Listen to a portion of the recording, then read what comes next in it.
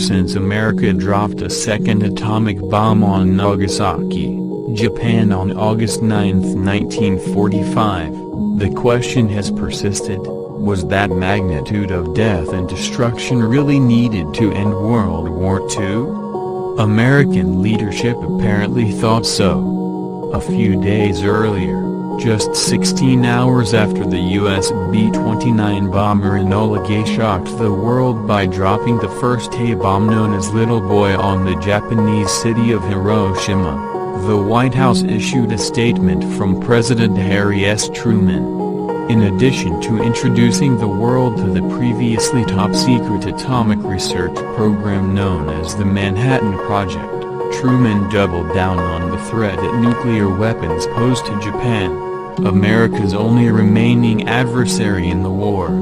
If the Japanese did not accept the terms of unconditional surrender drafted by Allied leaders in the Potsdam Declaration, Truman wrote, "They may expect a rain of ruin from the air, the like of which has never been seen on this earth." But even as Truman issued his statement, a second atomic attack was already in the works. According to an order drafted in late July by Lieutenant General Leslie Groves of the U.S. Army Corps of Engineers, director of the Manhattan Project, the president had authorized the dropping of additional bombs on the Japanese cities of Kakura, present-day Kitakyushu, Niigata and Nagasaki as soon as the weather permitted.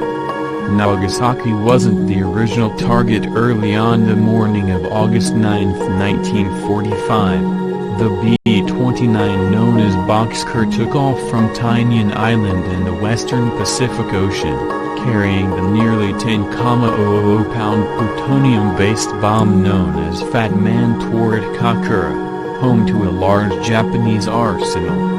Finding Kakura obscured by cloud cover, the Boxcar's crew decided to head to their secondary target, Nagasaki. Fat Man, which detonated at 11:02 local time at an altitude of 1,650 feet, killed about half as many people in Nagasaki as the uranium-based Little Boy had in Hiroshima 3 days earlier, despite a force estimated at 21 kilotons, or 40% greater. Still, the effect was devastating. Close to 40,000 people were killed instantly, and a third of the city was destroyed. This second demonstration of the power of the atomic bomb apparently threw Tokyo into a panic, for the next morning brought the first indication that the Japanese Empire was ready to surrender, Truman later wrote in his memoirs.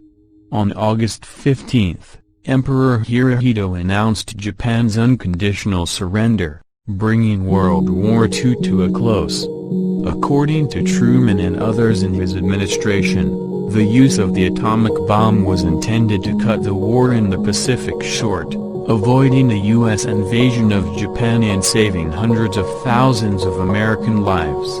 In early 1947, when urged to respond to growing criticism over the use of the atomic bomb, Secretary of War Henry Stimson wrote in Harper's Magazine that by July 1945 there had been no sign of any weakening in the Japanese determination to fight rather than accept unconditional surrender. Meanwhile, the U.S. was planning to ramp up its sea and air blockade of Japan, increase strategic air bombings and launch an invasion of the Japanese home island that November. We estimated that if we should be forced to carry this plan to its conclusion, the major fighting would not end until the latter part of 1946, at the earliest, Stimson wrote. I was informed that such operations might be expected to cost over 1 million casualties to American forces alone. Despite the arguments of Stimson and others, historians have long debated whether the United States was justified in using the atomic bomb in Japan at all, let alone twice. Various military and civilian officials have said publicly that the bombings weren't a military necessity. Japanese leaders knew they were being even before Hiroshima. As Secretary of State James F. Burns argued on August 29, 1945, and had reached out to the Soviets to see if they would mediate in possible peace negotiations. Even the famously hawkish General Curtis LeMay told the press in September 1945 that the atomic bomb had nothing to do with the end of the war at all. Statements like these have led historians such as Gar Alperovitz, author of The Decision to Use the Atomic Bomb, to suggest that the bomb's true purpose was to get the upper hand with the Soviet Union. According to this line of thinking, the United States deployed the plutonium bomb on Nagasaki to make clear the strength of its nuclear arsenal, ensuring the nation's supremacy in the global power hierarchy. Others have argued that both attacks were simply an experiment to see how well the two types of atomic weapons developed by the Manhattan Project worked. Admiral William Bull Halsey, commander of the U.S. Navy's Third Fleet, claimed in 1946 that the first atomic bomb was an unnecessary experiment. The scientists had this toy and they wanted to try it out, so they dropped it. Was a second nuclear attack necessary to force Japan's surrender? The world may never know.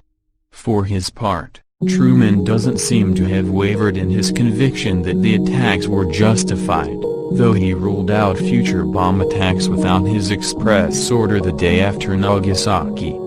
It was a terrible decision. But I made it, the 33rd president later wrote to his sister, Mary. I made it to save 250,000 boys from the United States, and I'd make it again under similar circumstances.